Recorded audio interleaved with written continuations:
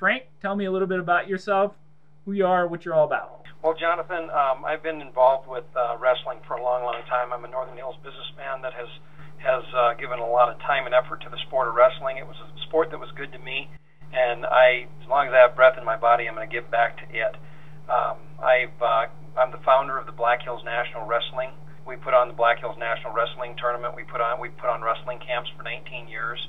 And now we're promoting a match between the University of South Dakota South Dakota State University and the University of Wyoming. Tell me a little bit about, you mentioned that wrestling has been a part of your life. Touch a little bit about maybe a couple of your memorable youth experiences as a wrestler. Well, just my memorable youth experiences, I guess, is not so much wins and losses, because I was a real average wrestler. I placed at the state tournament, but not real high, but it was always there for me, and gave me a lot of self-confidence. It gave me a lot of discipline. It gave me a lot of drive. It taught me a lot about myself, and that's what the sport of wrestling does. Is gives a lot of these young men a place and an understanding about what they're capable of doing.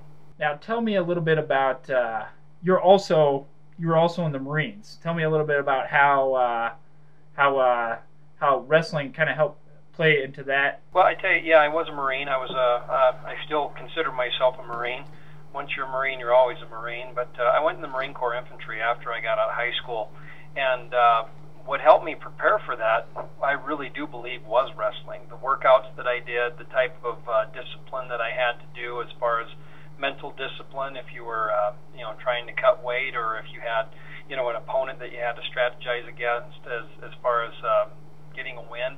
But just the mental capacity that I had through wrestling and the physical really made me connect the dot into kind of breezing through Marine Corps boot camp and really excelling in the Marines. I was in for a little over 5 years. I got out as sergeant. I was an E5, and I was the platoon sergeant. I was a platoon leader, and I really think that if given the opportunity, if a young man wants to take up the sport of wrestling, they're going to see it's not just a couple guys rolling around out there. It's so much more than that. It teaches you a lot about yourself, and it really tests your limits. Tell me about one of the, if you have the memory of one of the first college duels that you actually watched. Oh gosh, I tell you what, I probably was a young kid back in the early 80s, late 70s, and it was at Black Hills State University when it was Black Hills State College at the time. I'll never forget, they were wrestling here in college, and I knew a lot of the guys on the team. As a matter of fact, a lot of the local kids went to Black Hills State after high school, and a lot of the better wrestlers went to Black Hills State. So our coach used to really be a good steward of taking us over when there was a match and making sure that the team was there to watch that wrestling competition.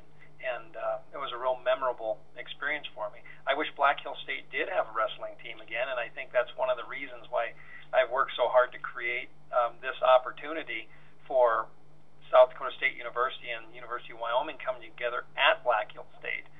We haven't had college wrestling in this area for virtually 20 years, and it's nice to see it come back. Now, Frank, tell me a little bit about how you got started in refereeing, and then also your transition or high school refereeing to college refereeing. I started out when I went in the Marine Corps. I was able to wrestle some inter-service, which was a lot of fun. We got to compete with the junior college system out in California. I was stationed at Camp Pendleton, California, so we actually got a lot of experience. And our coach was a guy named John Reich, who was a NCAA champion from Penn State. He came in the Marine Corps as lieutenant, and that was one of his assignments to coach the Camp Pendleton First Division team, which I was fortunate enough to be a part of. But had a lot of experience there, and from doing that for 2 years, you had to one of your community service things was go and help out with youth programs and referee youth programs. So as a young man, I really started to do this. Well, prior to going into the Marine Corps, I got a job as the assistant junior high wrestling coach at Deadwood Junior High, and just had a gas with that. That was a lot of fun. Then when I got out of the Marine Corps, I got the junior varsity job in Lead, and stayed there for 3 years. I was a JV coach for 2 years, varsity coach for 1, and then I stopped coaching and I went into officiating. And I've been officiating officiating high school for 24 years. This is my 24th year, and I've officiated college now for about 13 years. I guess what led me more to the college side than you don't see me a lot on the high school mat anymore, but you see me a significant amount on the college mat, was my son Preston. My son Preston went to the University of Wyoming, and he wrestled for him. So that kind of gravitated me more towards the college end of things, and then you start getting connections, and I'm very fortunate I have the opportunity to travel. I have the flexibility to travel. So I can go to a lot of matches, and I can go and call a lot of tournaments and duels. And as a result, I really enjoy the college aspect. And these college coaches use me as a big sounding board as far as a recruiting tool to which kids they should be looking at, and which kids would spark their interest. Tell me a little bit about how this South Dakota State University and University of Wyoming duel got started at Black Hills. All right. I talked to Mark Branch, head coach for Wyoming, and I referee quite a bit for the University of Wyoming. Referee some of their matches. I've been their head official for their Cowboy Open for 4 years now, and I just got talking to Mark, and we do a couple off-site matches. We've done one in Casper before. We were doing one at the Air Force Base down in Cheyenne this year, and I said, hey, what do you think about bringing a match up to Spearfish, South Dakota, to Black Hills State University, and wrestling somebody like South Dakota State or North Dakota State, or one of those, University of Northern Iowa, somebody that's east that has to travel west to get to you guys. He says, you know what, I'd be all about that.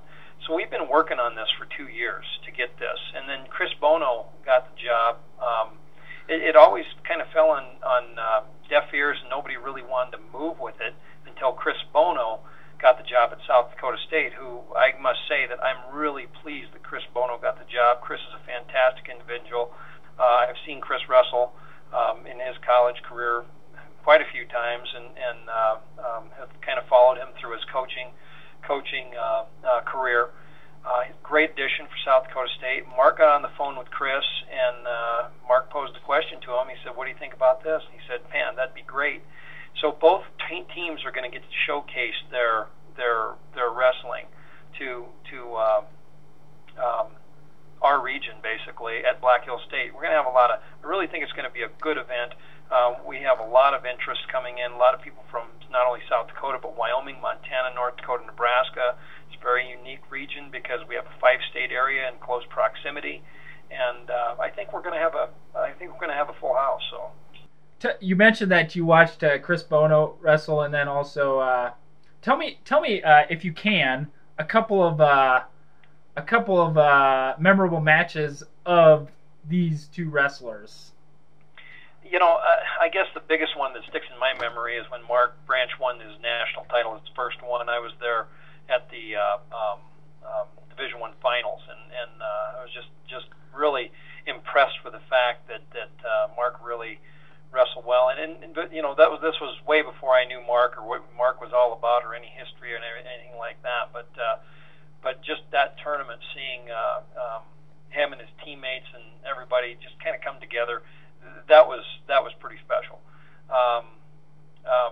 Chris Bono, I've seen him wrestle several times, but I gotta say, every match I saw him wrestle, I mean, he was just outpowered his opponent. So I've been blessed to have the opportunity to see a lot of good college wrestling over the years, and that's guess the best I can give you on that, John. You mentioned something a little bit about the Black Hills Nationals tournament that you hold in March. Talk a little bit about that. Okay. This is our 10th annual. I can't believe we've been doing this for 10 years, but we have, and it's been our 10th annual Black Hills National AAU World Folk Style Tournament. Last year we had 642 kids from 17 different states that entered, and this year I really think we're going to have a lot more. We have already over 250 commitments, and it's early. Usually it's the last 3 weeks we're getting blasted with commitments and entries and this and that and the other thing. But I'm really looking forward to having a great Black Hills National Tournament this year, collaborating with the AAU World Folk Style. When I created Black Hills Nationals, it was to bring quality wrestling back to the Black Hills area. And that's our total mission, is to do that, is to touch on that. Whether it's tournaments, whether it's camps, whether it's producing college wrestling venues to come to our area, we're doing this for the general public. We're doing this so people that have an interest in wrestling have a place to go and have a quality thing to either participate in or to view. This will be our 19th year doing Black Hills National Wrestling Camps. Last year we had the University of Wyoming come up early June, and they did a fantastic job with all their staff. We had a huge. I think we had dang near 100 kids participate, if not a little more. I'd have to check my numbers, but it was close to 100 kids, give or take a few. This year we're going to have University of Wyoming come up again in June, and in July, I think it's the 23rd, 24th, we're going to have Chris Bono and the staff from South Dakota State come out for a mini camp. So we do 2 mini camps, one in June, one in July, for the benefit of these young kids during the summertime, just to kind of whet their appetite for wrestling and just give them a little bit of a mini camp so they can exercise their skills. Let's touch on this real quick. I understand your son came out to wrestle at the at the tournament last year. Tell me a little bit about that. That was really amusing. Our senior division, which is 19 through 29-year-olds, was a fantastic division. We had 3 weight groups in that senior division that was pretty bulletproof. I think we had the 197-pound weight class, we had the 165 and the 174-pound weight class that were just had some horses in there. My son wrestled in the 197-pound weight group, and it was amusing because he wrestled your brother, and it was great because when Preston, my son, was a freshman, I think he wrestled your brother when he was a senior, and Preston got taken to task quite a bit. Well, tables turned this time, and it was great to see that, and it was great to see everybody come back. It was great to see Sean, just the old guard of wrestling, come back and just see him. It makes you feel good. It leaves you with a good feeling. Everybody walks away with a smile. Everybody has a good time. But I tell you what, it was. And Preston, I think, wrestled B.J. Patton for the finals there, and B.J. took Preston to task. But it was nice to see B.J. in action. It was good to see that whole weight group. I mean, that whole weight group, all 8 guys had some type of credentials behind them, backing them some point in time, and it was good to see them all come back. So hopefully we'll have a lot of seniors, we'll have a lot of masters come back to really amuse us for that portion. Last thing, tell them, what would you like to say to any parents, current wrestlers and coaches, or even youth wrestlers about what to expect at this duel, this University of Wyoming, South Dakota State duel? Well, I think you're going to see 2 teams that are. Number one, it's a conference match. University of Wyoming and South Dakota State University are in the same conference, so it's a conference duel. That's pretty powerful in itself. You're going to see 2 teams, that are out there that are going to leave everything out on the mat. And I think the biggest example you can see as a youth wrestler or as a junior high or a high school wrestler, how much effort these guys put out on the mat. You got to remember, it's different from high school wrestling with time periods. You're wrestling a 3-minute period, the first minute, then a 2-minute period, then another 2-minute period. But as soon as a takedown occurs, there's riding time. So anytime an opponent has more than a minute riding time at the end of the match, he's awarded a bonus point. So they're going to see some differences there. They're going to see, in college wrestling, they wrestle clear out on the edges of the mat until they're supported, until their body breaks the cylinder of the circle. They're still in bounce. They could have a fingernail in bounce and still be wrestling out of the circle, and they're going to be still in bounce. That's something that a lot of people that aren't exposed to college wrestling probably aren't going to understand initially.